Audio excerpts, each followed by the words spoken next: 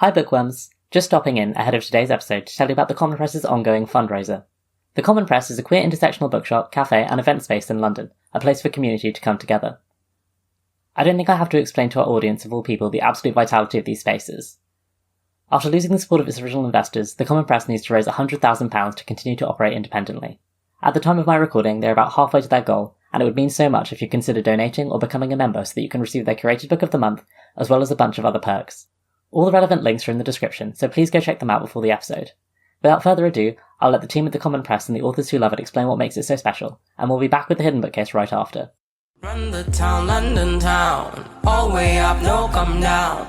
We really try to amplify underrepresented voices. The Common Press is a space where I see my community regularly, in which very real community care takes place. It's about liberation and solidarity. What I love about the Common Press is that they really take the mantra of none of us are free until all of us are free. It is grassroots, it is built from the community, it is part of the community. I would say that literally the lifeblood of us all surviving together is being able to have these spaces where we can tell the truth. As queer folks, as people of color, we've been asking for third spaces. This is that third space. Welcome to the Hidden Bookcase. Come through and get cozy. Pick a book, your favourite book, that's the one that opens this room. Inside you'll find a warm fire, a loving cat, and a wide skylight to the stars. And a dangerously high to be read pile. I'm Morgan, I use they them pronouns, and I am the intimate recognition of being non-binary. I'm Soren, I use he him pronouns, and I am not sharing my lizard with you. My name is Cailean Steed, I use they them pronouns, and my gender is a flickering red flame that confers upon me the mandate of heaven. Soren and I have been friends for over a decade, and the two of us are always swapping books. Each fortnight, the two of us, sometimes with help from a friend, taking in turns to recommend one another a favourite read. The first-time reader tells us what they know about the book, makes some predictions about what they don't, and then we discuss our thoughts with all of you bookworms. For Ahistorical Autumn, we're reading alternate history books. So today let's get to talking about She Who Became the Sun by Shelley Parker-Chan. So Jinx, we're very excitingly joined today by Cailean Steed. Hello. Hello, thank you so much for having me. Thank you so much for being here, and also for recommending She Who Became the Sun. Can you tell us how you found out about it? I can't remember where I first heard of it. I think I maybe saw it on social media, came across some kind of promo for it, and literally all I knew about it was that it had this sort of gender element where someone assumes a male identity, and I was like, I'm sold, I'm in. I need to know nothing else. I will read this book. I feel that is also what got it added to my to be read. I was working in a bookshop when it came out, and I remember unboxing it and looking at the blurb and being like, ooh, yeah, definitely, and then it just took me ages to get around to it. I didn't know about the gender thing for ages. A friend of mine was hyping it up because she had it in hardback, and I was like, oh my god, that sounds amazing, but it's huge. I'm not going to touch it. And then it came out in paperback, and I was like, that's small. Why was the hardback so big? I don't understand. And so I bought it and then proceeded to not read it for ages until now. Marinating. Aging like a fine wine. Right. Do I have a copy of the proof of the second one? Yes. Have I read either of them? No. Buying and acquiring books and reading them are two entirely different activities. This is so true. Absolutely. I have a problem with both of them. And Cailean, can you give us a brief blurb for those who might not have read this? So it is a sort of lightly fantastical reimagining of the period of Chinese history in the 1300s when the Yuan dynasty, which was a sort of Mongolian leadership or ruling class, was overthrown by the Ming dynasty, by a real figure, a peasant monk called Zhu Chongba. And in Shelley Parker-Chan's reimagining, Zhu Chongba is a woman, or was originally assigned female birth, and took on the identity of their brother in order to attain this destiny that they feel they have owed to them. So before we get into it, should we listen to our blind reaction where Morgan and I made some guesses about this book? It's been so long since we recorded that. I do not remember a single thing we said. She Who Became the Sun. Morgan, what do you know about it? I'm going to start with the most important fact I know about it, which is that there is a fisting scene. Okay, I also know this, so I'm glad that we're going in with our eyes open. I feel like it's been hyped up so much now that I'm going to be like, yeah, that's kind of mid by the time I actually get to it. I've heard it's actually quite romantic, so... I mean, I love a good romantic fisting scene, you know? Anything else?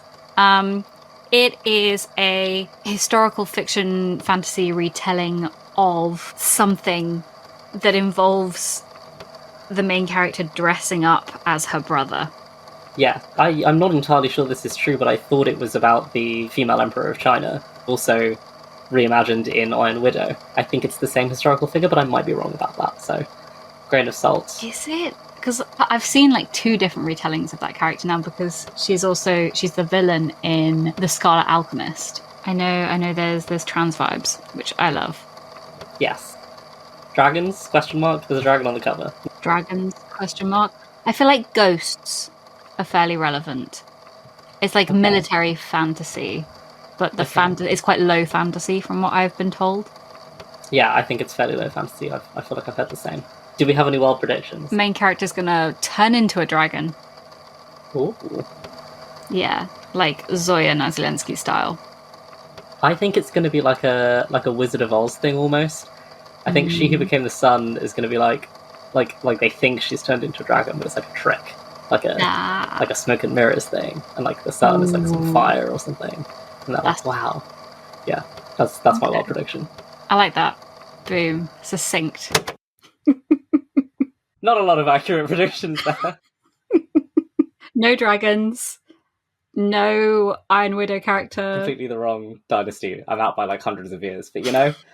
But military fantasy, ghosts. And Empress Wu did get a mention about keeping people in jars and cutting off their limbs, apparently, which was very dark. I was unaware of that, so that's an interesting. I can't wait for that in Heavenly Tyrant. Yeah, apparently. But yeah, you were pretty on it, ghost military fantasy. Yeah, one of my co-workers read it a few months ago and was like, there was no fantasy. And I was like, okay. There's definitely a little bit of fantasy. It's a spring thing. Enough fantasy. Enough that people that don't like fantasy would complain if you set this up as just a historical retelling, which to me is enough fantasy. Yes. I do think it maybe falls victim to the thing we mentioned a few episodes ago about how when it's a Greek mythology retelling, it's put in the literary fiction section. But as soon as it's a non-Western mythology or history, it gets put into fantasy. Because I have read a fair number of like Western mythology and history retellings which have more fantasy than this and are still put in the literary fiction section. That's interesting. Because I feel like you could definitely argue this to be literary fiction in terms of the themes and the deep character exploration. Listening to an interview with Shelley Parker-Chan earlier, and they were talking about the different drafts they'd gone through. And they said something about, like, by, I think, the 4th draft, they were like, oh, at that point, it became a fantasy. So I think the fantasy elements were added, like, quite later on in the drafting process. Like, originally, it was more of a, like, straight historical kind of retelling. Oh, that is really interesting. I can kind of see that. Obviously, my prediction about the Wizard of Oz dragon was completely out of left field and did not occur. But I was wondering, as we got further in, if Chu Chongbao would sort of fake the mandate of heaven in some way. I was curious because I was like, that kind of seems to tie into that whole, like, if I want this, I'm going to have to take it, and I'm going to take these steps to be seen this way. And then obviously it appeared, but it appeared in a way of being tied to character development, which I did really enjoy. Chu Chongbao is the original, like, if I manifest it, it will happen. So real for that. Modern Chu Chongbao who's just on TikTok, like, if you repost this sound, you will become the Emperor of China. Has like a vision board, you know. Absolutely. This is my 10-year plan. 1, murder a child. 2. Question mark. 3, profit. I wasn't expecting Ouyang's point of view at all, anyone else's point of view though, so that was a really pleasant surprise because I thought it was just one point of view character. The fisting scene I knew about. I feel like I have to explain why I knew that was in there, and that was because my dear friend Izzy, who has been on the show to talk about The Seven Husbands of Evelyn Hugo in the past, read this with her boyfriend's family book club. And it was her suggestion. And then that occurred. Oh, wow. And she was like, ooh, I really wasn't expecting that. And then apparently they discussed it as well, which I'm like, a nightmare. Your boyfriend's mother. I'm sure she'll be fine with me telling this story, so I can share it. Oh, I can't think of anything worse. Yeah, that's why I was aware of it. Although a different friend, I accidentally spoiled the fisting scene for as well, because she told me she was reading it, and I went, oh, have you got to the fisting scene yet? Very casually, because I was doing the dishes and I wasn't really thinking. Start of the book, she would have been like, what? Exactly, she wasn't that far in. You know, it was like after a night out, she had stayed over, I was making breakfast or something, and I just sort of went, oh, have you got to the fisting scene? She went, no? And I went, oh, sorry. I guess that's a spoiler. And then later she was like, oh, it occurred, but not between the two characters that I thought it would. And I'm like, in retrespect, those were the two characters who I kind of thought it would occur between them in live. So I'm very curious now. I need to go find out. Curious who she thought the two characters would be. This will haunt me until I ask, so I will. See, I knew about the scene because I saw a TikTok of somebody getting Shelley Parker-Chan to sign the top of that chapter.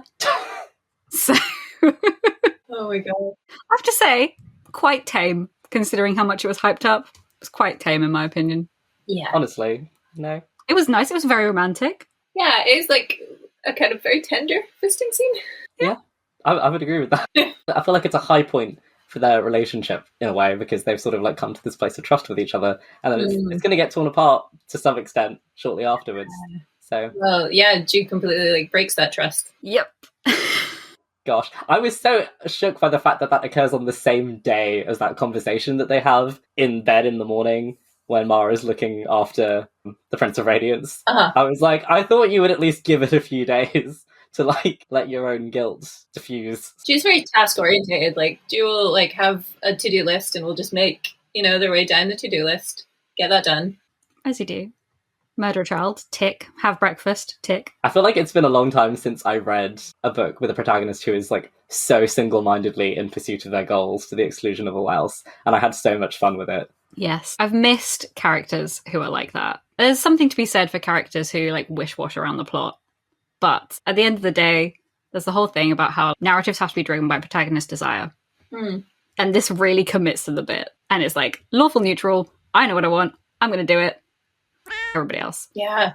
Even if I love you. It's interesting the points that wavers sometimes. They do have these like little moments where they're like, I could just not do this, or I could just stop. But like every time they're like, no, I'm going to plow on. Like they have options or these various times to like step away, and they'd still have sort of like status or like have made themselves safe, but like you said, they've just got this single-minded dedication to be the emperor at all costs. And there is something so satisfying about the declaration of that intent at the very end, that I don't even want greatness, I want the world line. Oof. So such a fun note to end on. The steady escalation of the desire from like I want to be great to sort of pinning it down to what greatness means. Very well staggered. Yeah, especially that I want to be great almost comes at the beginning from just I don't want to be nothing, so this is my other option. So I'll just grab that with both hands, because either heaven is going to completely turn its back on me, or I can take somebody else's fate and this is just the only person who's close to me. But then it becomes like no, I actually want this, and I want it to the exclusion of everything else. Yeah. It's very Bildungsroman. You get to see this character grow so much and change so much. Yeah, but still always like hold on to that one desire. It's the secondary desire versus the primary desire. My creative writing teacher is going, oh my god, in the back of my brain. I should give this to him and be like, I know you've never read a fantasy book in your life. However, this feels like a pretty good introduction to me, though. I think this is one of those ones where you could ease somebody into it who's not sure about the genre. This is true. I think people who didn't read fantasy would read this very readily. It doesn't hinge on the fantastical elements, really. You could definitely read sort of the mandate as sort of an allegory for that charisma and that draw and that single-mindedness towards ruling. And then the ghosts are kind of just, they're there. I feel like they add to it, but they don't, nothing hinges on them. There's a bit towards the end where like Ju manages to like poison an entire, is it like a garrison or something? Oh, yes. Is that because they've eaten food that was left out for the ghosts, or was that because the food was spoiled? I thought that was because it was left out for the ghosts. So I suppose there's that element of it, like you have to believe that that would thingy, but like, yeah, like you say, I think it would work without the fantastical element. Well, I think even with that, you could read that as that's Chu Tongba's assessment of the situation, but then it's infectious, right? Because Ma gets sick, but she doesn't actually eat any of it. So I guess you could say, oh, it was because of that, or it could be that's what happened, but maybe that illness was inevitable and it was going to happen anyway, and like a crowded military city with probably poor sanitation. And yeah, absolutely. And that's just like that's an explanation that makes sense in the time period. I feel like this is me coming at it with like an agnostic atheist frame. I'm like, there's got to be a way to explain it with science, technically.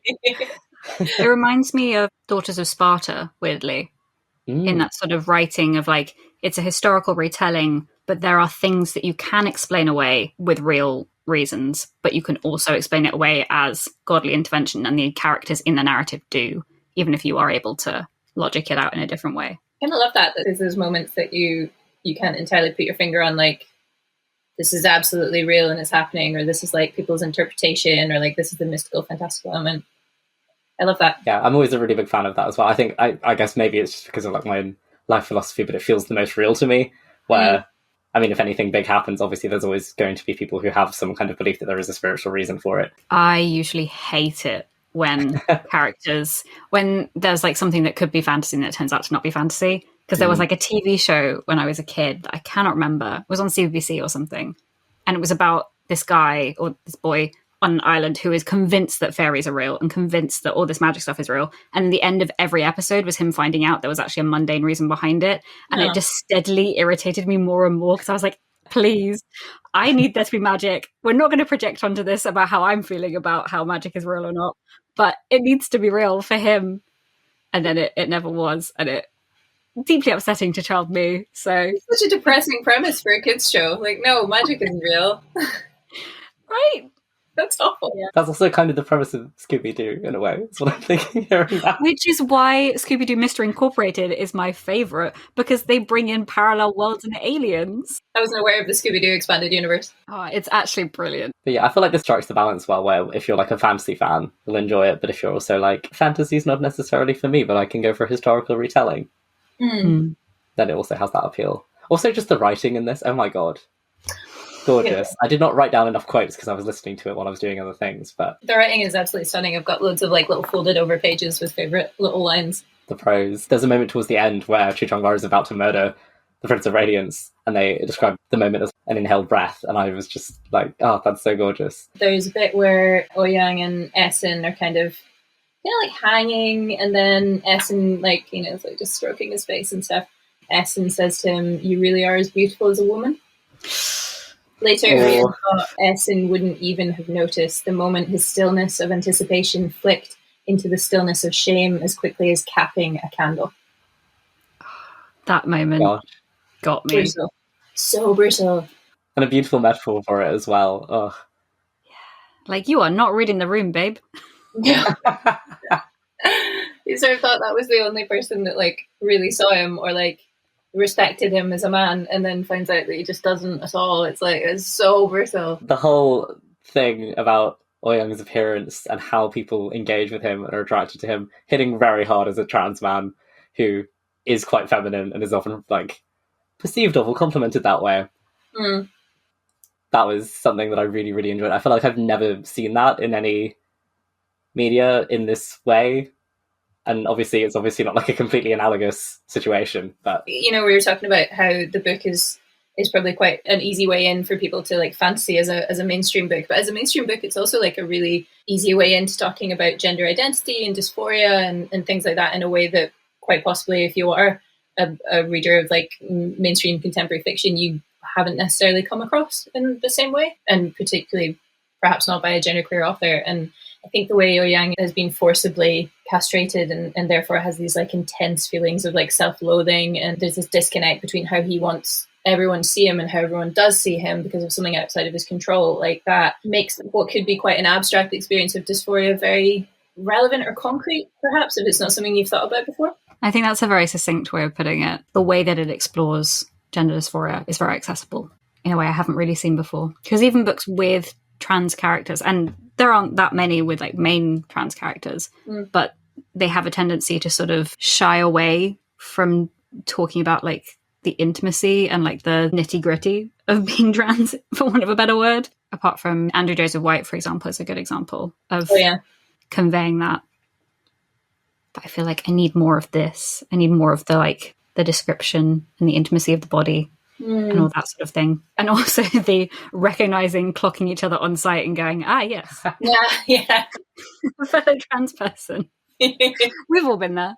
Absolutely. But then like Ouyang kind of very like much rejecting that identification. It doesn't want to be perceived in that way at all. Yeah. The weird like sort of like connection that they have, because the whole book you're kind of waiting for them to meet and come together, I think. To some extent, it reminded me of the whole conflation of like intersex identities and trans identities. And obviously there's intersex people that are very happy to identify sort of under the trans umbrella, and people that absolutely do not want to.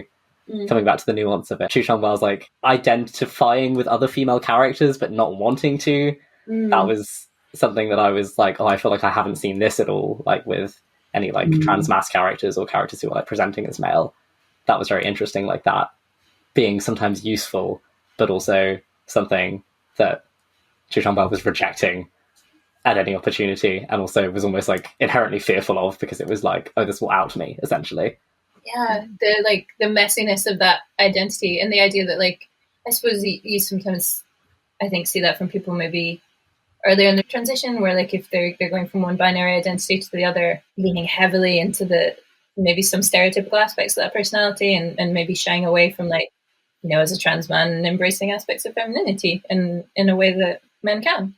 Yeah, I feel like I remember like being like 12 or whatever and seeing passing advice on the internet that it basically amounted to like, if you're a little bit more misogynist, then you'll pass, essentially. Like, I feel like that was the narrative that I was seeing, where it was like, if you are too sympathetic, that'll, you know, make people look twice at you. Zhu Shangbao saw that same advice. Honestly, probably. Probably. You have Wang Baoshang as well, who has that exploration of masculinity in a different way. I really enjoyed him as a character as well. I think he was a very interesting, like, parallel to Essen and to Ouyang, because they both have that, like, lack of connection with masculinity in some way. Yeah, that, like, rejection of traditional masculine norms, just the way that people just loathe him for it. And he doesn't identify as queer in any kind of way, but kind of has a bit of that experience because people treat him as though he is. And also he, interestingly, circling back to Xu Changba being like, hey, if I understand women, people are going to think that I am one. Wang has this thing where he gives women the time of day. Like, you hear about him like taking people seriously. I'm forgetting the name of the character now, but I feel like it was a merchant's wife who was sort of the power behind the family, and he's like, she's the one to talk to. Like, she's the one who's in charge here. Mrs. Shang? Yes, I think so. Yeah. And that's something that he's immediately derided for by, I think it's Ouyang who's in the room at the time. And obviously Ouyang has also taken on misogyny as like a way to protect his own masculinity. Yeah, and like Wang and Ouyang just like hate each other as well. Like there's no like kind of, oh, we're both kind of outcasts in this way. Like they just despise each other. Yeah, exactly. And that is an interesting parallel to, he's the guy the Zhu Changba becomes really close with in the monastery. Zuda, yeah. He's great. He's so fun. I do love that we just lose him for a bit and then he's like, I'm a bandit and a murderer now. And it's like, oh, okay. It's kind of not what I thought you'd be doing. He's so just like ride or die. He's so like, yeah, I've known the whole time. Yeah. What about it? Shared a bed with you for years. It's cool. What an ally. And then he's like, oh, yeah, because you had a traumatic amputation and stuff, we had to call a physician, so he found out. But I can kill him for you if you like. It's like, what? We all need a friend like that. Honestly. Allies take notes. He was very serious about it as well. And also that scene in the battle later where he's like, I'll stay, not because I believe in this plan or because of the mandate, but because I believe in you as a person. Oof. Yeah. And he's like, I don't know, I suppose that's the difference between Zhu and the other two kind of characters. They explore that masculinity thing, is like Zhu makes connections. There's like Zhu Da, and then there's Ma, and then like various other people that like they gain the loyalty of people quite easily. I don't understand how Parker-Chan has done so many relationships in this book, because there's a lot of characters here and everyone has like individual dynamics and they all feel so nuanced and so interesting and so layered. Yeah, it's masterful. I can't believe this is a debut. Honestly. Apparently they came from fan fiction, did a lot of like fan fiction writing, which I guess is a That lot of makes that sense. is focused on relationships and yeah, you know, playing off different characters and things. Yeah, a lot of debuts you can tell when they have like a history of writing fanfic because they are just like miles above a typical debut because they have done so much writing and they have so much experience sort of handling that. Yeah, I wonder if he's getting feedback as well. Yes. Yeah. Because a lot of people like write in isolation because it is quite hard to find people who will read, apart from like, I don't know, maybe like your mum who's just like, lovely. You're like, no, I want rigorous critical feedback. Yeah, exactly. Whereas if you're like mired in the fan fiction world, you probably have betas or you have like writing partners or just reviewers. You probably get feedback whether you want to or not. Yeah. Having said this, I get my mum to read everything that I write, and she often says like, what do you mean by this? And no, this doesn't work. And I'm like, Thanks. That's the kind of rigorous critical feedback you're looking for. Exactly. Yeah. Exactly. My father is the same. My mum reads stuff I write and at the end always sort of says, wasn't very happy. I get that one too. I get, that was a bit sad, or I get, it's a bit autobiographical, isn't it? But yes, I will go on at length about how fanfiction is good in its own right and also as practice for traditional fiction. It's an interesting thing about the impact of it on fiction, though. I had never really thought about that before. It's becoming more mainstream now in a way that is not necessarily for the best, considering the attempts at commercialization, which are a whole kettle of fish and deeply, deeply concerning. But at the same time, it's a very good community and practice, as long as you don't commercialize it. It has to be a gift economy. It has to be sort of like about doing it for yourself rather than doing it for payment and stuff like that, which is refreshing in the current climate of the world. Yeah, there's not many things that you get that are still like that. Apparently, N.K. Jemisin writes fan fiction like under a like secret name, and she's like, no one will ever know it's me. But her stuff is out there, apparently. Well, if I ever read like the best fan fiction I've ever read, I guess maybe. Meanwhile, you've got Tamsin Moore, who wrote The Locked Tomb, who just has her AO3 like tagged on Tumblr, and you can read everything that she's written. Oh, wow. That's great. You can see how we got from Homestuck to The Locked Tomb quite easily. Freya Mask, Alexandra Rowland. It is interesting to me that there is that like some people who are like, I'm going to completely divorce these two identities, even though I might be open about writing it, versus people who are like, yeah, it's just linked on my Tumblr. You can go look at it if you like. Wonder if it's a generational thing. Yeah. Like younger writers are maybe a bit more open about it, or maybe see it as less of a like, I don't know, a dirty secret. Like a taboo. Yeah. I think because back in the day you had Anne Rice, who was very militant about sort of just deleting all fanfic and putting like legal ramifications on people who wrote fanfic. And so a lot of people grew up in that era. But now it's a lot more sort of like chill to do. And I think probably a lot of publishers would make people delete their fanfic and stuff like that. So we know that Victoria Aveyard, for example, had to delete all of her fanfic, but she was like an avid fanfic writer before she got published. So how do we feel? I was very surprised by sort of the fact of Chu Changba losing that arm. I mean, I wasn't necessarily surprised that was what Ouyang did, because I was like, that makes sense. But the aftermath of it was very interesting to me. I think I've got disability representation on my mind because I've been editing our Disability Pride Month episode today. So I'm like, it's all swirling around my brain. I was really interested in it as it was sort of very much framed like as a positive almost. It was like, oh, this is sort of like knocked my dysphoria loose somehow, even though it's a new source of dysphoria. Yeah, it's empowering.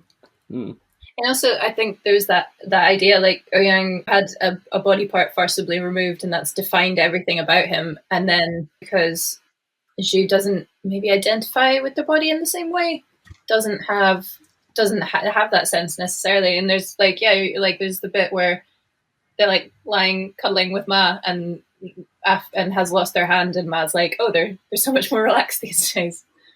Yeah.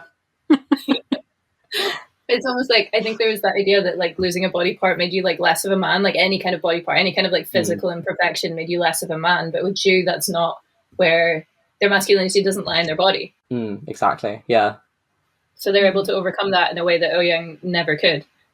And it's something that they've had to take for themselves, their masculinity, rather than something that they had that was then sort of like stripped from them. Any attempt is going to be one that they can kind of like inherently resist to some extent. Yeah. And it doesn't seem to like hold them back much either. I think they like slightly changed, like they wear more like loose drapey things so they don't have to like tie stuff, but like other than that they kind of just crack on with it. I love that line as well where they're being held at sword point by Ouyang, and then they're like, you're not going to be able to hold me at sword point and open the scroll and read it. Trust me, I know. They become so much funnier like once they're like chilled out. Yeah. It's the confidence, it's the swagger. Yeah, I think it's just like, there's just absolutely nothing that can defeat me at this point. Sometimes a little god complex is okay as a treat. I was thinking about that actually, because I was thinking about like the balance of like, there's a lot of like really big high stakes gambles that they take as a protagonist, Yeah. It's a really weird comparison, but I was thinking about Sherlock, as in BBC's Sherlock. And I was thinking about how I feel like one of the aspects that a lot of audience members found frustrating was the fact that like Sherlock is always going to be right, even though often it's just like an inference based on evidence. And it's like, okay, that's like a reasonable gamble to make. But because it's Sherlock, and because Sherlock is infallible, you know that Sherlock's going to be right. Whereas because Chu is like doubting themselves, you're like, okay, this is like a very smart, like, if this happens, then this is probably what's going to happen, and these are how, like, this is how it's going to play out because I'm smart and I can see that. But then you have like still a really like strong moment of tension at like the end of the book when you're like, oh, is that right though? Like all of these things have to happen, and it seems like a reasonable succession of events. But because you're not sure that it's going to happen, I as the reader, I'm also not sure that it's going to happen.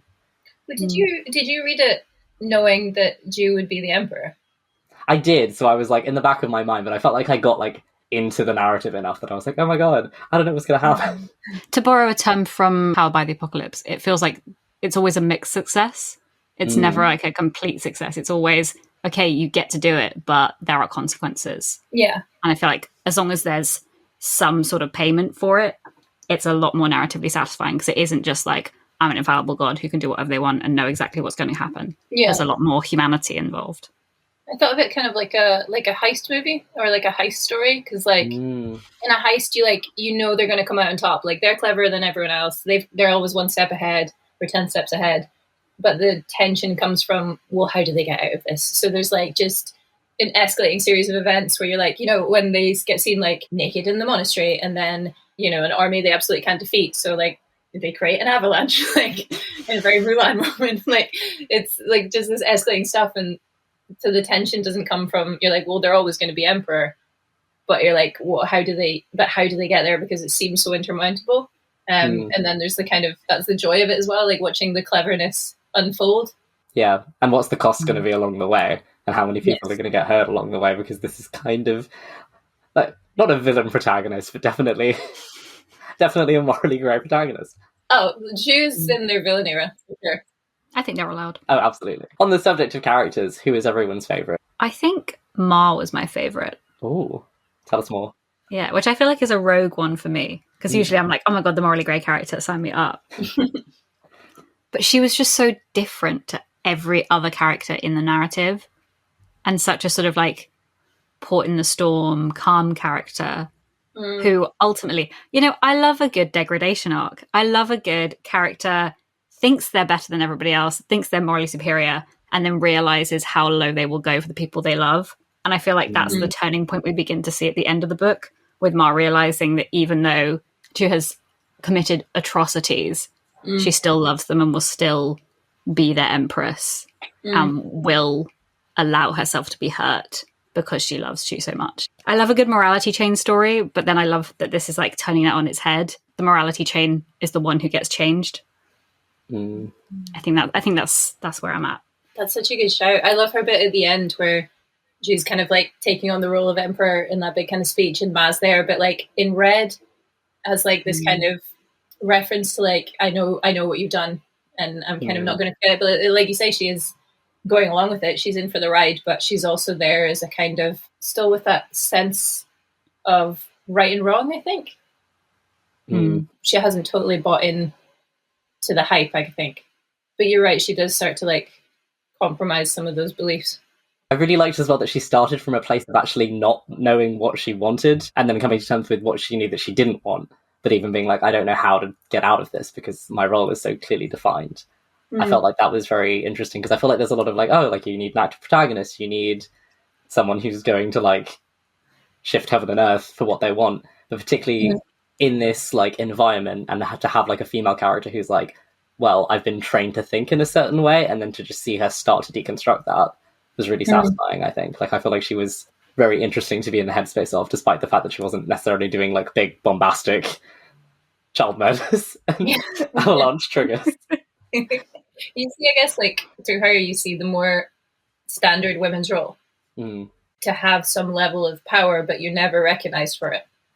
And it's all kind of like soft power or power through other people that can be taken away at a moment's notice if you're just not favored anymore. And she works so well as a foil. And then in terms of like what was attractive about her in the first place, Chi Chong was that like nurturing side that's like more traditionally associated with femininity. And then that's what's got her now into this situation where it seems like she will have a lot of power very shortly. I feel like it's important to have that like other side of things, because a lot of the time in narratives about AFAB characters sort of eschewing femininity, it's sort of treated as a like, this is the correct way to do things. Like, women who actually like being women and women who like feminine things are like lesser than me. So it's very important, I feel like, in narratives like that and narratives like this to have that counterbalance of like, I am a woman and like, it's not something I would change. Even if I would change my situation, I still enjoy feminine things. There's a lot of good balancing and paralleling going on in this whole book. Oh, for sure.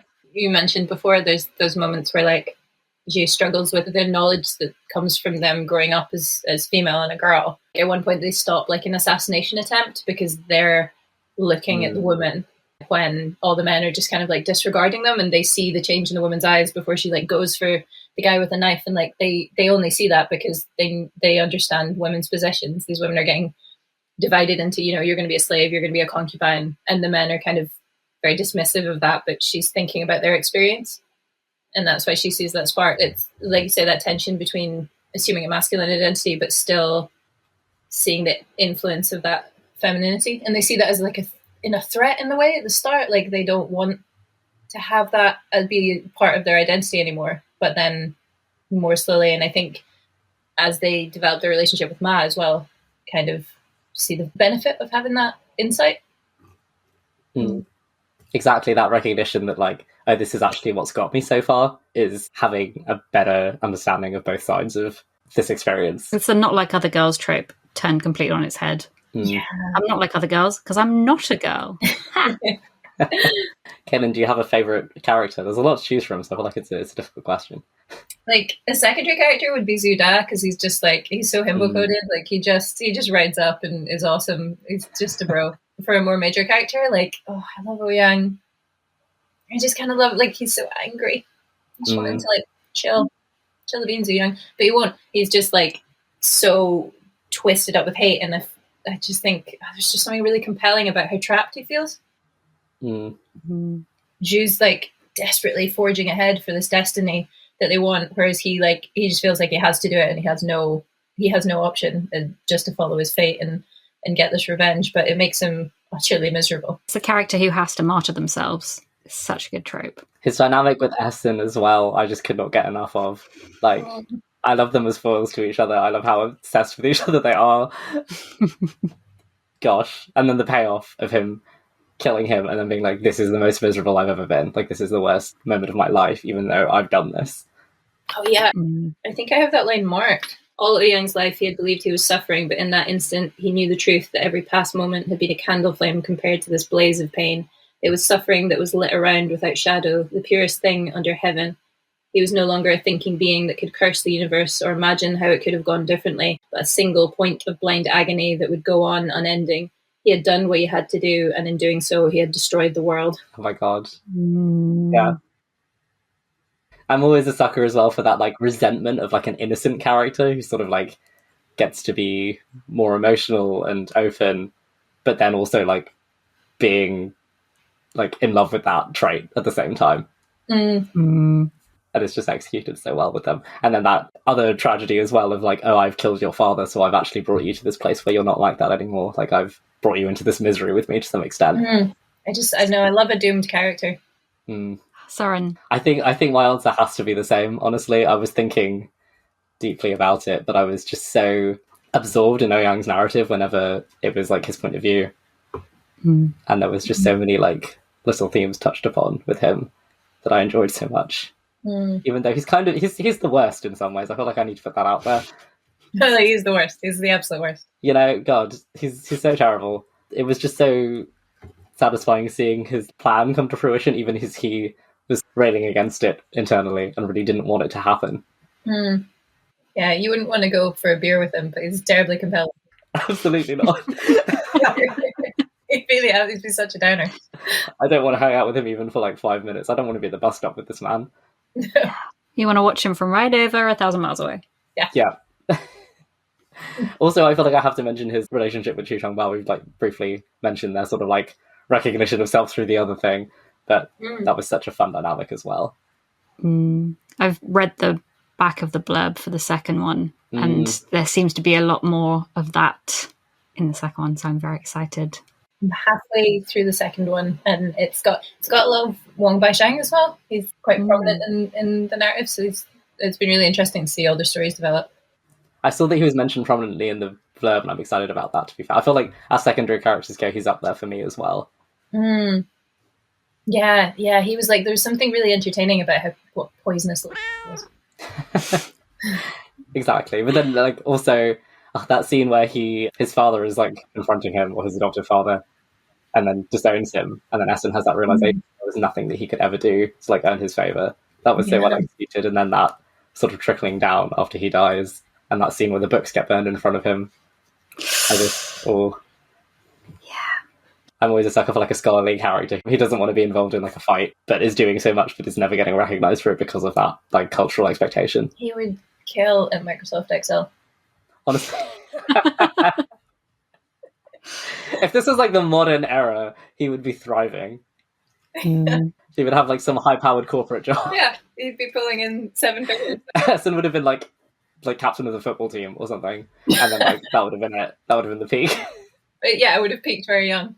I want to mention the surprise ace rep. Yes. Didn't know that was going in, and I was very excited when I realised that was what was happening. An ace character who's still sex favourable, I feel like is really interesting, because a lot of people lean into the sex repulsed side of the spectrum because there is a lot of history of ace people being forcibly sexualised anyway. So it's sort of something that we haven't really seen much in media yet, of them being allowed to be sex favourable. So seeing that was very, very, very good. Very, very cool to see.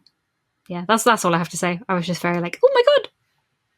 There's a lot of rep in this book that is kind of, like you were saying before, like the more subtle distinctions that you might not necessarily often get in a more kind of like mainstream book. As I was even reading that I was thinking like, I feel like there's loads of allosexual readers who won't really even pick up on like what's being said here.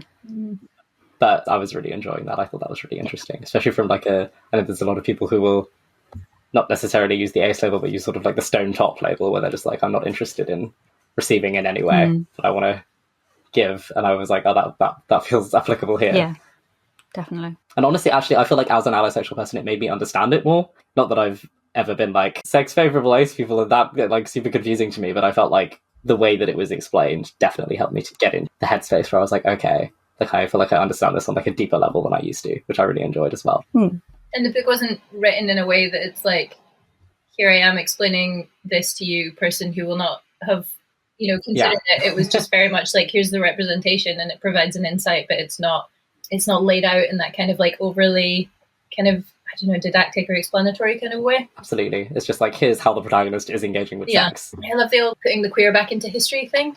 It's like this history is obviously like a retelling and things, but it just places queer people in history in a way that you don't often see. It doesn't try to apply modern labels to it, but it is very clear in the representation that it's giving at the same time, which I feel like is a fine line to walk. Yeah. But it's very satisfying to see done well. Parker-Chan was saying that they describe Zhu Chongba as like not a man, but also not a woman. And like beyond that, like there's no further like definition for them. It's just like that's who Zhu Chongba is. They just occupy this kind of like liminal space.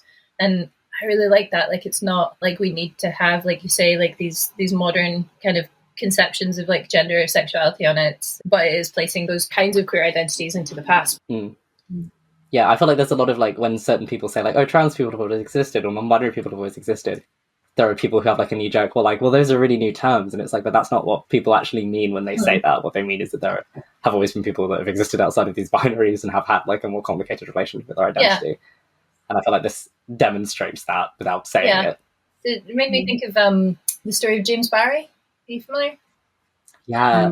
So like the idea that, like some people, I think there was a book that was going to come out and then got kind of scrapped a few years ago because it wrote the story of James Barrie, if I'm remembering this correctly, describing him as like a woman who, through necessity, wanting to be a doctor, had adopted a male identity but identified as a woman.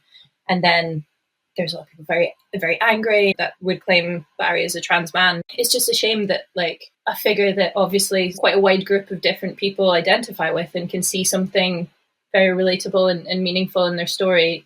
We don't have to define James Barry or Chu Chongba in this book as like they were this or they were that. They were who they are, and no matter what your experience or identity is, there's some aspect of their story that you can relate to or can be meaningful to you. Yeah, absolutely. And I feel like that lends it like universality, which means that like regardless of what your queer identity is, you're going to get something out of this. Like I've seen a lot of lesbians being like, oh, I really identify with Chu Chongba as like a butch lesbian, and then trans masks saying a similar thing, trans men saying a similar thing, non-binary people saying a similar thing, which is just cool to me. I feel like it's just like, oh, more people can see themselves in an aspect of the experience. It doesn't have to be like a very specific thing. Yeah. What did you think about the way Parker-Chan used pronouns for Chu Chongba? That was interesting because it was like when we're in Chu Chongba's point of view, we're getting she, her, which kind of, I feel like usually if I'm writing or if I'm reading, I'm inclined to assume that if we're in that point of view, that's the correct pronoun in inverted commas. But then I was also like, oh, it's interesting because I feel like maybe if this had been written not in English, there wouldn't be any because it's pretty easy to avoid pronouns entirely. Yeah, oh, that's interesting. How did you guys feel about it?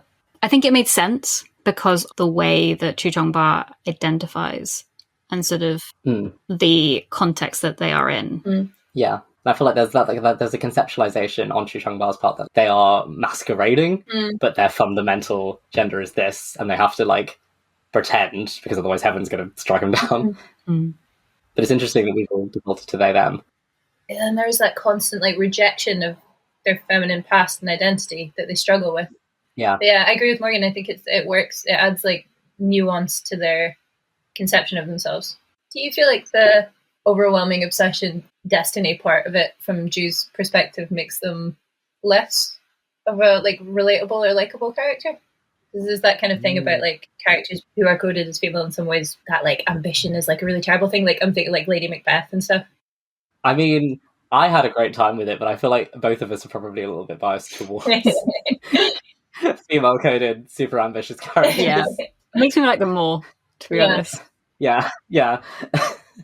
But I feel like maybe that's not a popular sentiment in terms of, I do think that there is like a pervading, like, yeah, people do villainize that. And they villainize it in women more. Like I feel like Iron Widow is a good like example where I feel like a lot of people really disliked the protagonist of that because she's so ruthless in her ambition.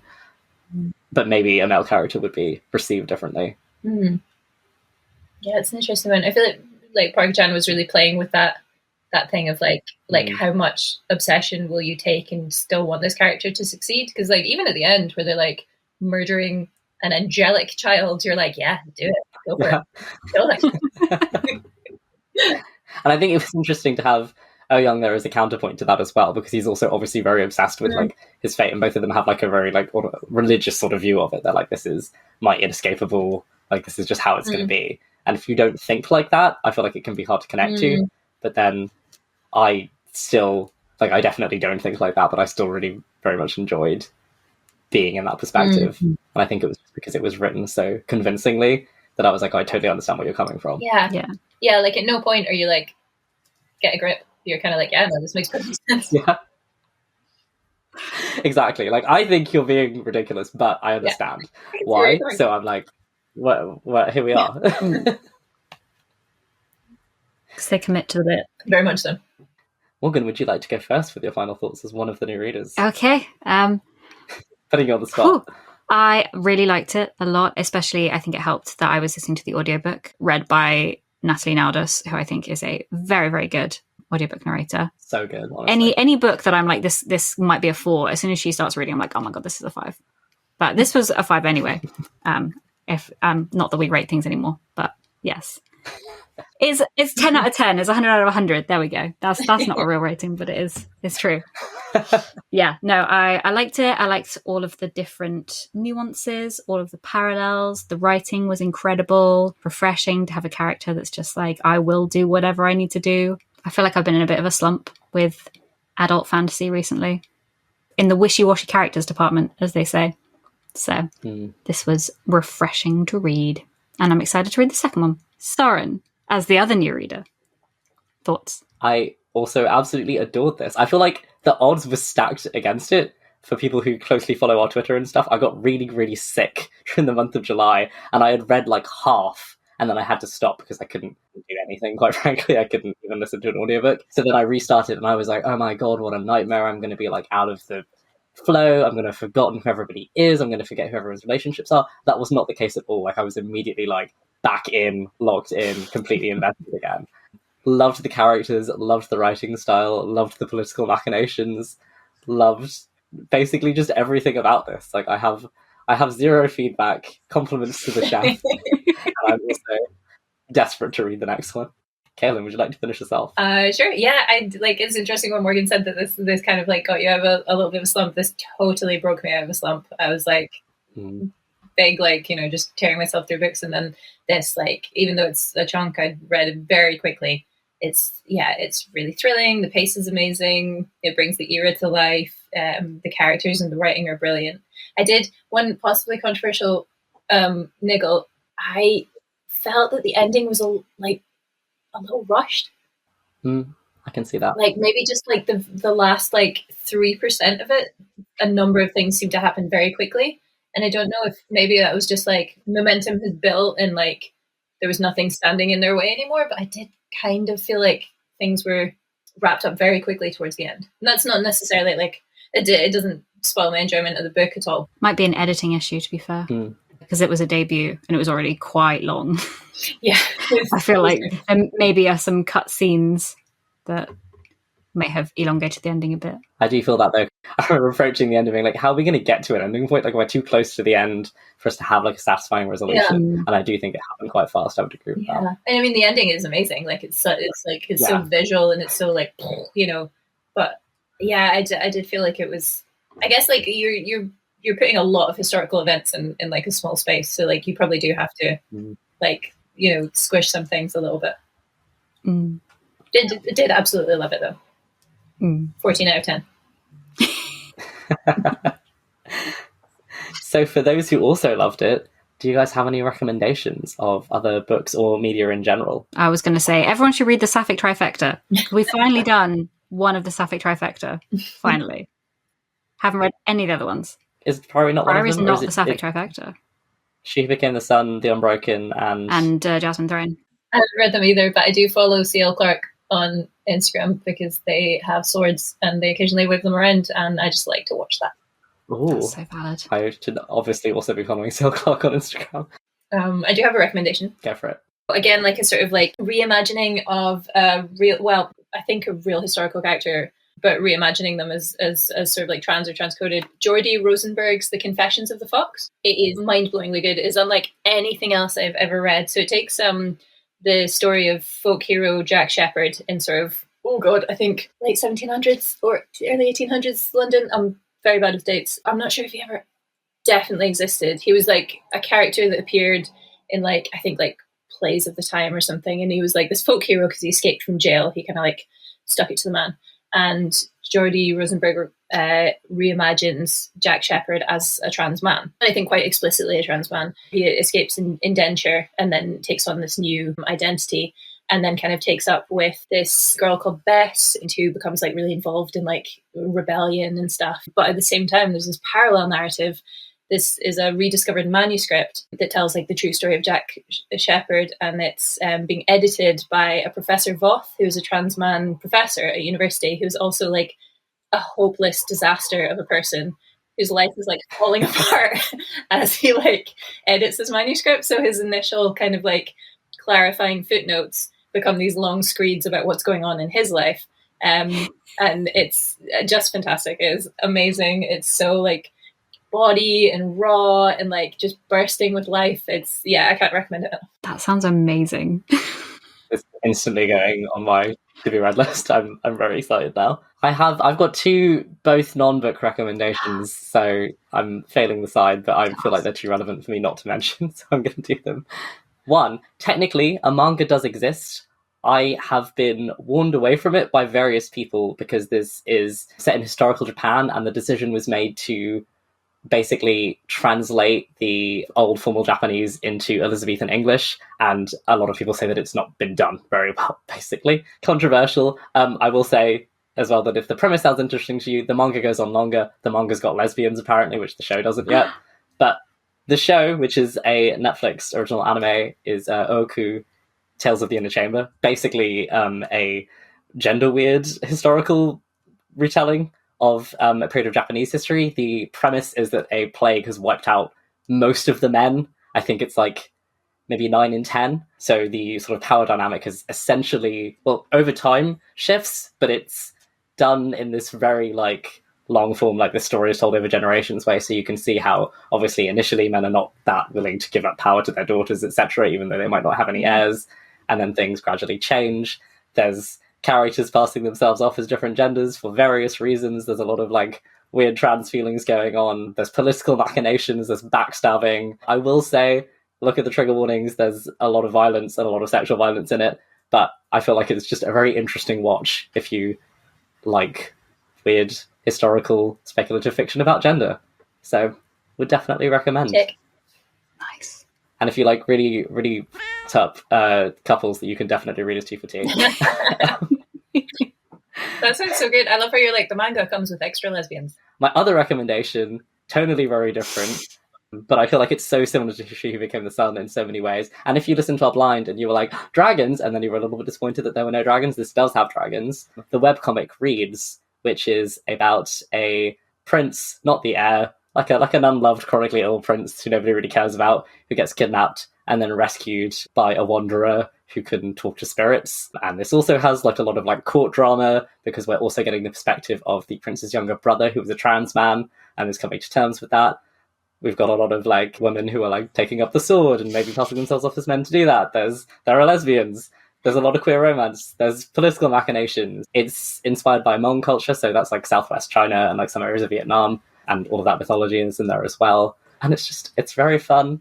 It's not finished, but there's like 100 episodes out, so there's a lot. There's a lot to get through.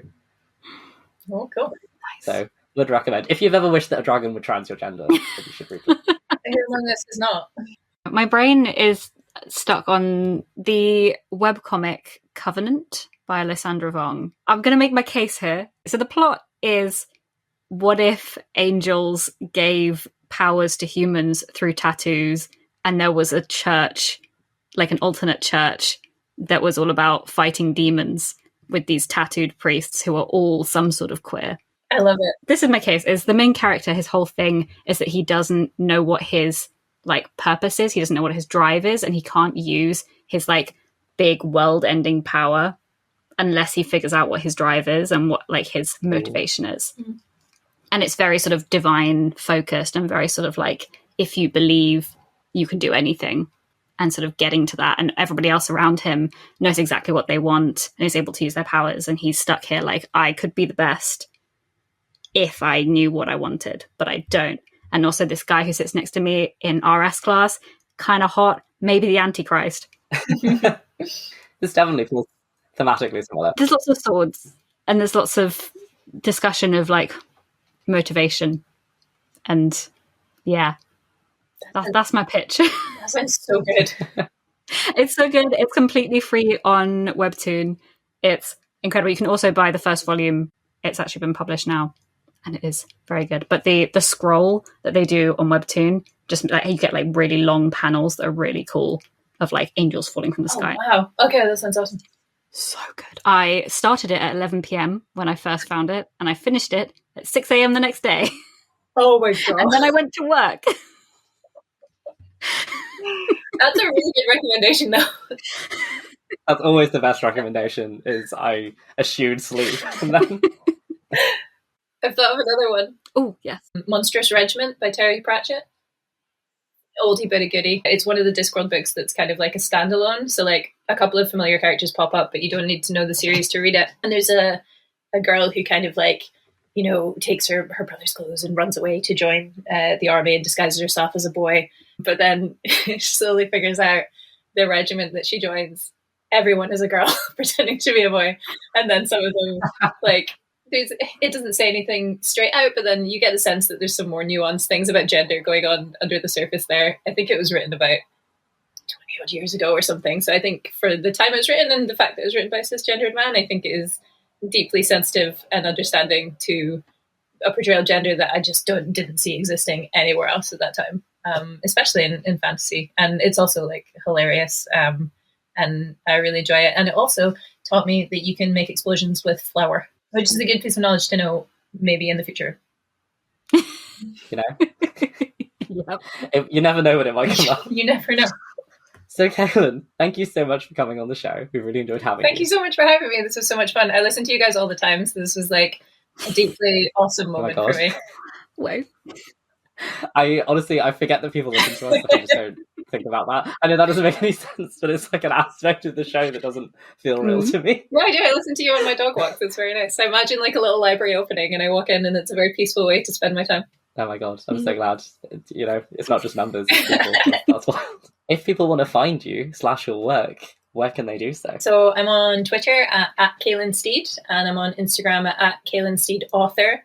I'm also on TikTok, but I don't go on there because it scares me. So that's probably best not to try and find me there.